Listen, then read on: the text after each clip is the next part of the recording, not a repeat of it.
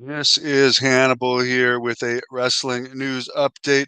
Akebono, who most people remember from the US and Canada for his WrestleMania 21 sumo match with the Big Show, where he defeated the Big Show. He has passed away at 54. Apparently, he had dementia and heart issues. He was very popular as a sumo in Japan. He was from Hawaii.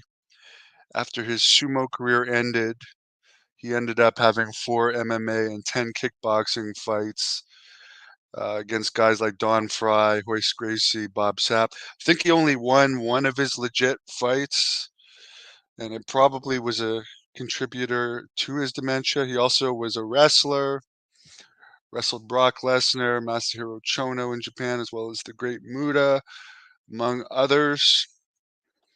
And yeah, very not that old to pass away at 54 years old, but he was in a wheelchair apparently, had a lot of health issues.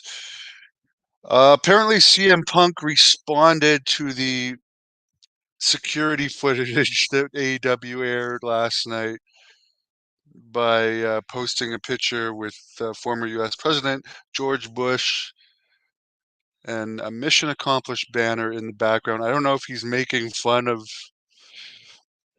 AEW for posting this.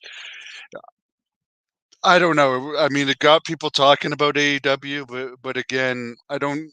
It's putting a WWE star on your show 7 months later, and he roughs up one of your stars on the show. It's definitely unprofessional behavior by CM Punk. It's like a high school fight for a guy that's 44. Um, but the actual fighting footage is only like 6 seconds long. There did appear to be some type of threat to Tony Khan at the end, or at least a lunge towards him, but you couldn't see it that well because Tony Khan was behind some TVs and there was no audio. The other thing that happened on Dynamite last night, Will Osprey responded to some comments made by Triple H over the weekend. These comments, I would say, were probably made towards Will Osprey, Okada, and Mercedes Monet, where he said they chose to go somewhere with an easier schedule other than the grind. Just before I read his response, like they also signed for way, way, way more money in AEW, and you never know you could when you're going to be injured in wrestling. You could have a career-ending injury tomorrow. Nothing is guaranteed. So at some point, it's a wrestling business, and you got to take the most money. But this is what Will Ospreay fired back with. Whether it's a good idea to again respond to WWE press conference comments on your main show. And again, Tony Khan could have asked him to do it.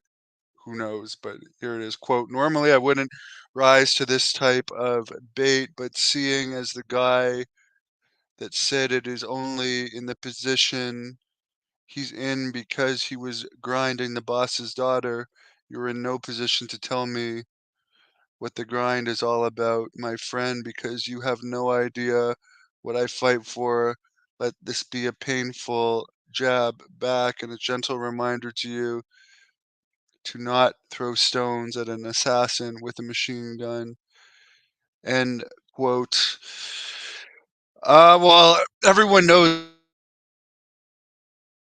Triple H is called the game because he's the greatest backstage politician ever.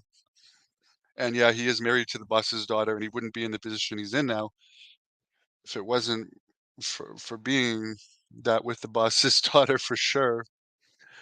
Um, but yeah, again, to respond to a press conference footage that probably not that many people saw or even remember on your main TV show, is it worth it? I don't know, but again, I don't blame Mercedes, Okada, and Osprey supposedly got a much, much better deal with AEW than he was offered in WWE. So you can't blame these guys for signing for more money in the end. And by the way, according to Dave Meltzer, Perry his suspension has been over for a while as far as Jack Perry, so he's probably been getting paid for a while, and they're probably going to bring him back, doing some type of angle with the Young Bucks. Obviously, they tried to make a connection by showing that security footage to build to a FTR versus Young Bucks angle, but I don't know. It seemed like kind of a weak way to try and make a connection to that. Seemed to be just an excuse to show that footage. It'll be interesting to see what the rating is for that footage and what it is next week.